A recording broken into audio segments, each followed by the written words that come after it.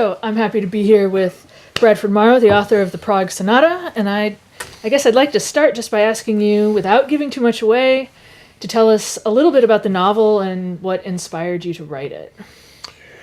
Well, the novel is about a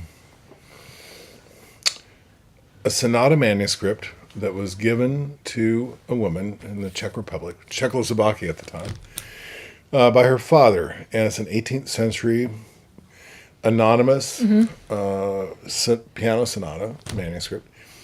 And her father gave it to her, believing it to be of real value. He died in World War I, gives it to her.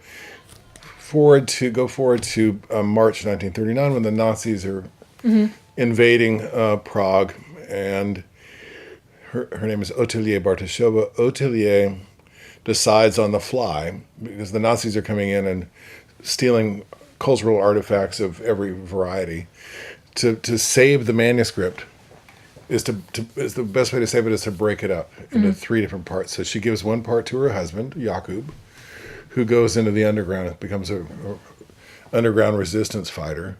One to her best friend, Irina, and she keeps one part for herself, with the idea that after the war, they would all, reunite, and the sonata manuscript would be reunited as well. But they never see each other again, ever. So fast forward to the year 2000, a young musicologist named Meta Taverner, her best friend, who works at a hospice in New York City, calls her up for her 30th birthday and says, I've got a very, very strange birthday present for you, but I want to give it to you now. She has a cold, and she said, don't come see me. I just take down an address. It's on Kalmia Avenue up in Queens, deepest, darkest Queens. There's an Eastern European woman who's dying. She doesn't have long to live, and she's desperate. She heard you play. Meta plays at sometimes, charity recitals and so forth, at hospices and elsewhere. She was going to be a concert pianist, but she injured her hand in an auto accident. Anyway, she said she really needs to see you. So Meta makes the trek up to Queens, and lo and behold, there is one of the parts of this manuscript that was broken up 60-odd years ago. And Irina gives it to Meta with the agreement that she'd maybe try to put the thing back together again, if it's at all possible. This is a pretty quixotic request. I mean, the manuscript was broken into three parts in 1939. Now it's the year 2000. Would you please find the other parts? But Meta, who has a pretty good life, actually, has a boyfriend. She's earning her PhD in musicology. And she has a fairly settled life. But there's something in her. She's missing something. There's something absent in her. And so she gets absolutely mesmerized by when she plays the movement. It's the middle movement. And she becomes obsessed, actually, with it. And she sets out to go to Prague to see if she can't track down the other two parts of the manuscript. She thinks she might be away for, a few weeks or something. But it becomes a very profoundly life-changing quest. Right. And it takes her from Prague to Vienna to Brno, up through Germany and to London, ultimately back to the Midwest in the United States in search of these parts. So as you've already just described, at least geographically, that the novel covers a lot of ground. Right. It also does so historically and thematically, right? And I was wondering if you could describe the process of researching and writing the book. Yeah, the research in this book it took me a long time to research this book because, like Meta, I went wherever Meta went. And she went to a lot of places, and she did a lot of walking, and she did a lot of knocking on doors, and so did I.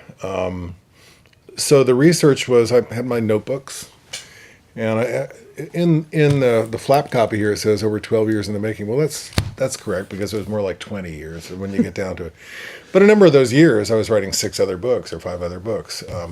I'd work on the book for a while, and then I'd feel like I'm not equal to this yet. I don't really know how to solve these really difficult kind of narrative mathematical problems. So I'd write another novel, which is not an easy thing to do either. But then I'd get back to it, write another book when I ran against the wall, get back to it, get back to it, get back to it. And several years ago, I was down at the Miami Book Fair for my last novel called The Forgers, and ran into the head of the Guggenheim Foundation, Edward Hirsch, and he had received a Guggenheim to finish this book back in 2007. And Ed said, "Oh, Brad, you're down here with our book." And I said, "Oh, Ed, I promise it'll be the next book." And when I went back to New York, I thought, you are equal to this. You have to do this, or break your back, break your back not accomplishing it. So in a way, I became sort of a meta-taverner myself. I had to put all these disparate elements together. I had to find my way home with this book. So the research was intensive and filled many notebooks. I have more notes. I could write a whole 10 more books with my notes. Maybe 8. But a lot. There's a lot of material when you work on a novel. You research a novel. If you're a writer like I am, I over-research things. Sometimes I'll do write about characters that aren't even in the book. Mm-hmm. I'll write about an uncle or an aunt or somebody. What are their birth date, death date? What did they do? What were their interests? What did they look like? And they don't even wind up in the book. But it helps me create a fictional space that becomes real to me, as real can be when you're writing fiction. So, I can really feel these people. And as I mentioned to you before, I really do think of them as people more than I think of them as characters. So there's no two-dimensionality for me with my people in these books. Well, then I guess that kind of answers. I was going to ask you how did this book challenge you, and that clearly is the case. It was quite a challenge. But I guess how did if it did, how did the process of writing this novel differ from, say, writing your previous novels or the novels you wrote in your breaks from writing this novel? Well, they're all difficult children, to say the least.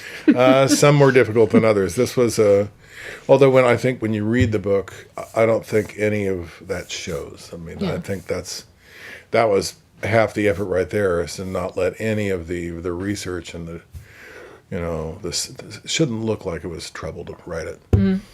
And actually, when I've really finally found my voice and my framework and my rhythm and the music of the narrative and everything, I was really, it came much more easily and quickly than I ever had expected.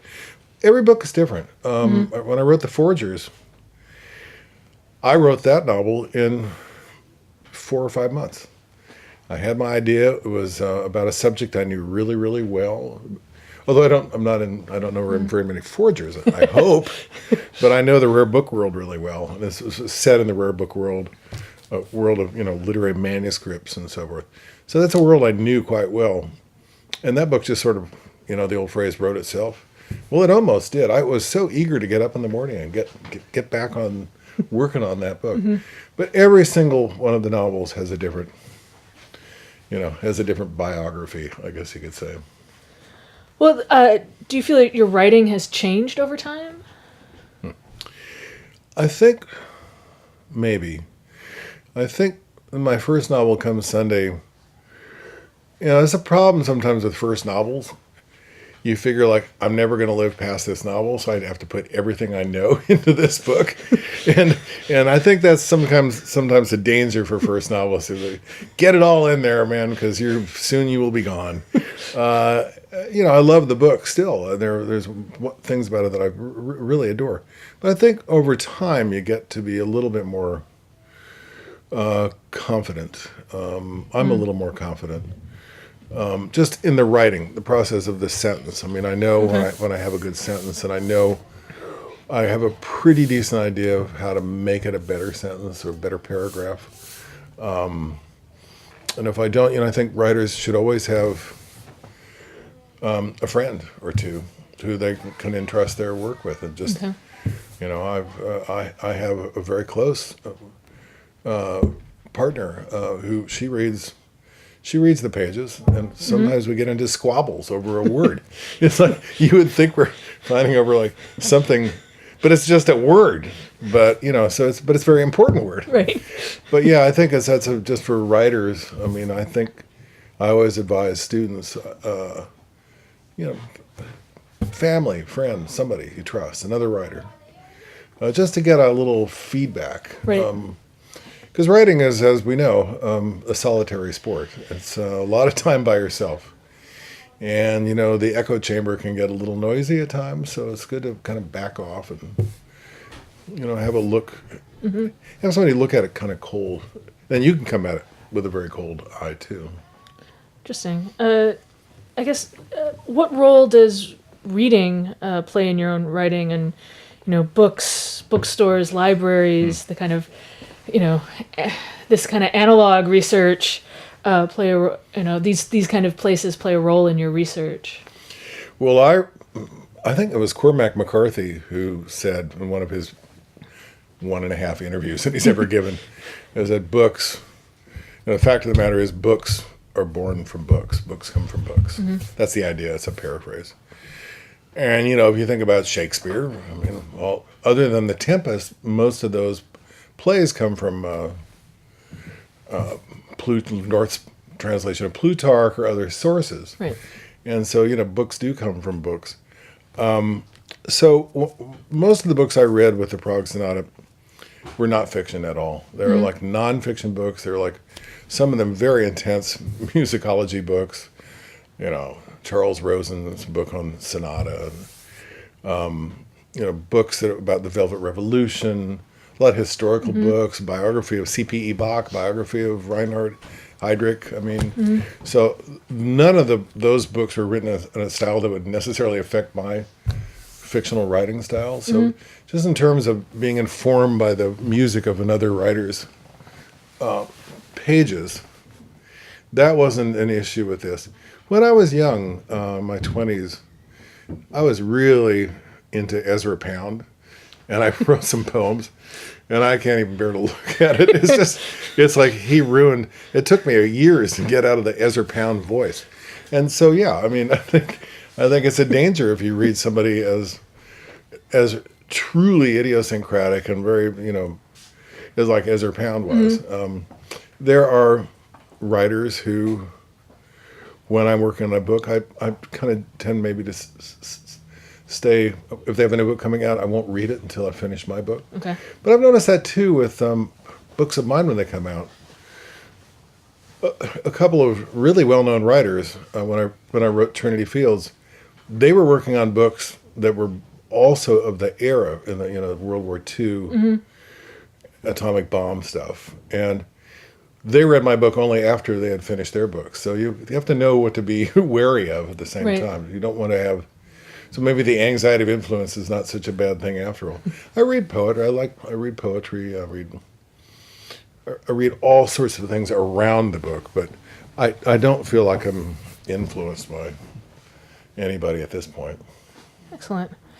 Well, the way we like to end these conversations is to ask for book recommendations, and could you recommend 3 books that you think everyone should read? And we might even have them here. Yeah, I see you might. I don't know if you have a particular order you want to go in. Oh, we'll take it from top to bottom. Okay. I like what I see on the top there. There we go. So the first one is Angela Carter, Burning Your Boats. Well, I adore Angela Carter. Angela Carter, just everybody should buy that book and start with The Bloody Chamber. Okay.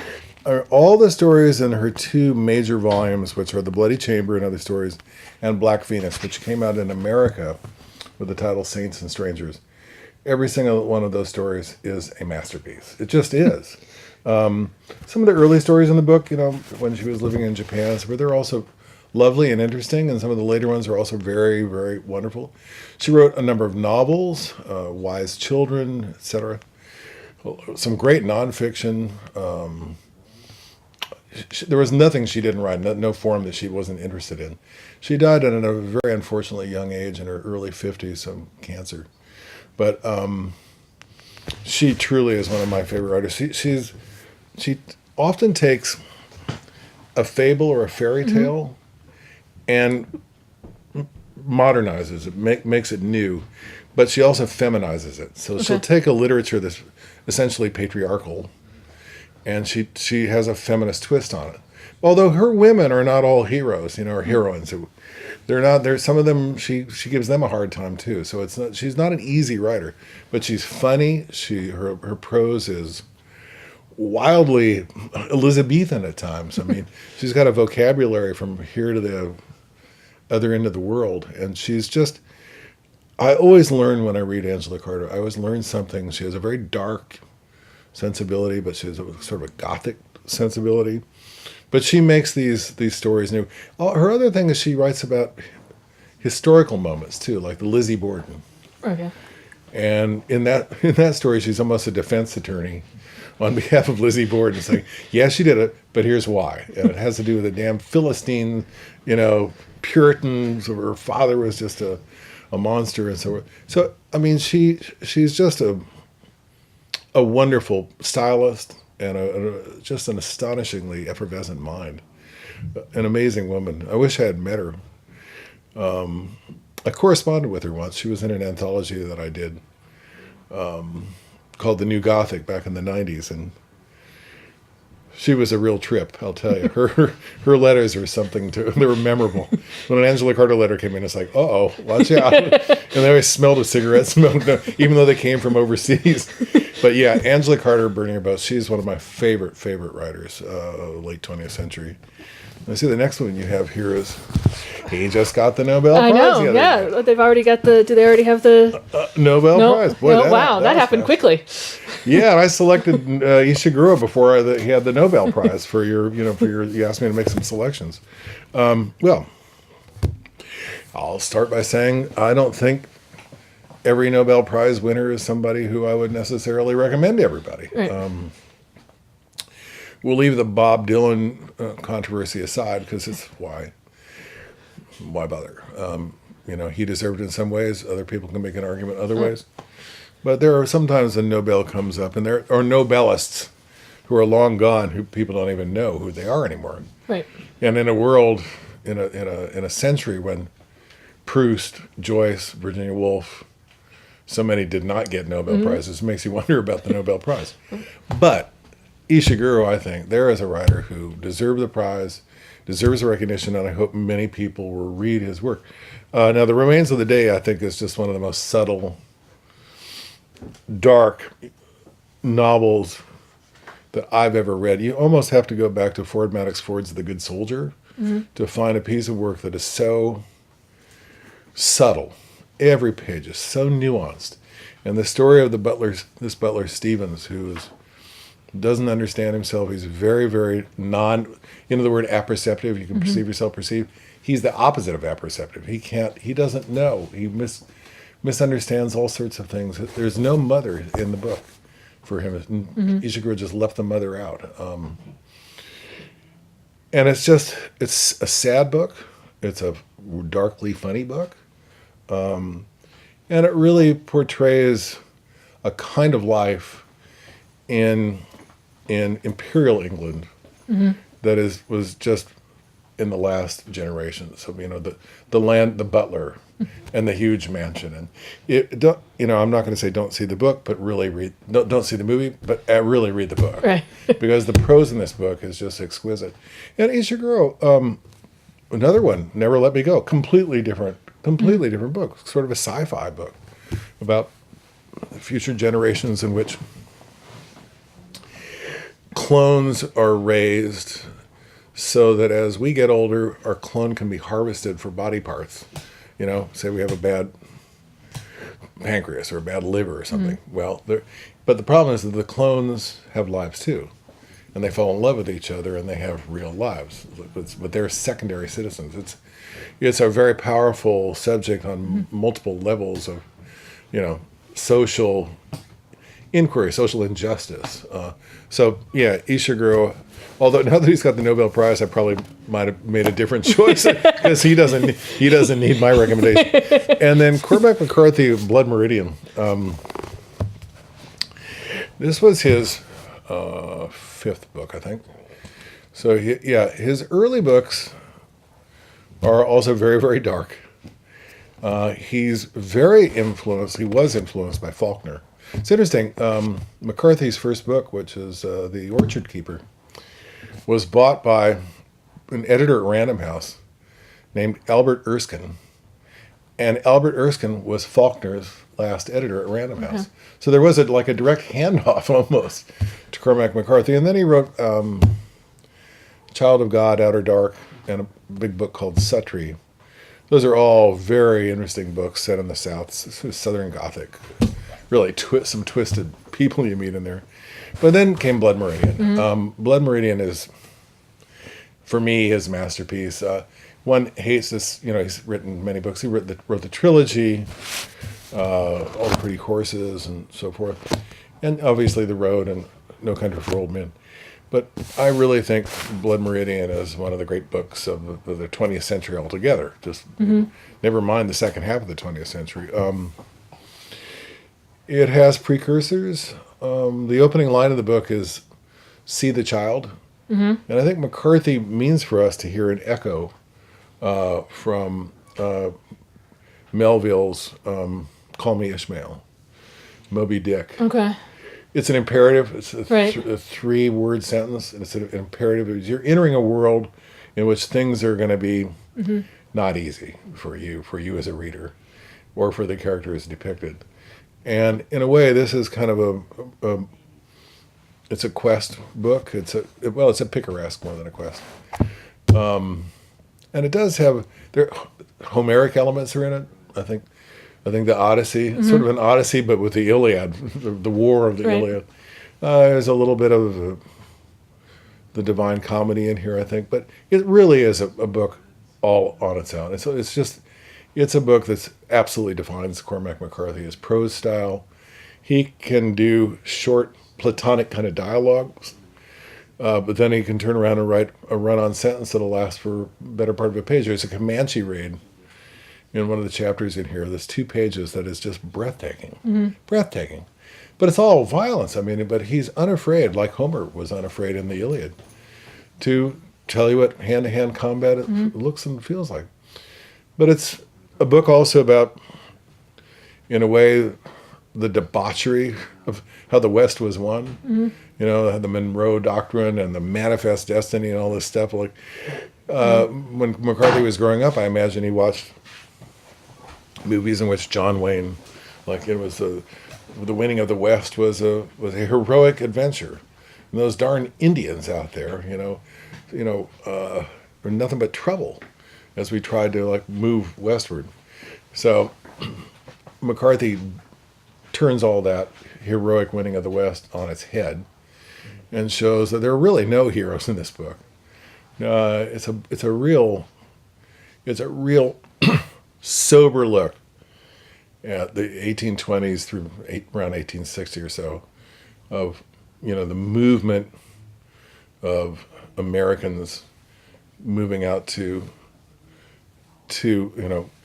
basically conquer this nation and to subvert the land. It's take over the land. There's an epilogue that's very confounding in a way. You get to the end of the book and it says the end. Like it's written in a kind of a 19th century format style, but the epilogue is kind of hard to understand. But he leaves it purposely vague what's going on. But it's some people walking across this sort of scape, almost like the road, like a ruined scape, and they're striking fire in a hole, and they're people picking up bones and people who are not picking up bones, scavenging. And if you look at it carefully, what it is, it's this kind of surreal vision of the generations that followed this generation here. People who are, barbed wire was invented somewhere in the 1860s, I think. So they're making post holes. Okay. They're making boundaries and making commodity. The fences are coming. The fences are coming. The telegraph poles are coming. Right. The railroad is coming. The oil derricks are coming, and all that kind of stuff. The commodification of the land that had only not that many 100 years before been just prairie and mountains, and lived on by Anasazi and other indigenous So it's a beautiful book. It's simultaneously heartbreaking, but it's also at times really funny. It's like the Easter I Girl. see a theme building. Yeah, maybe so. Very dark, but funny. But Yeah. very dark. Maybe so. Maybe so. But those are my three for today. Well, thank you very much. Thank you for Really having me. appreciate it. Yeah, nice talking.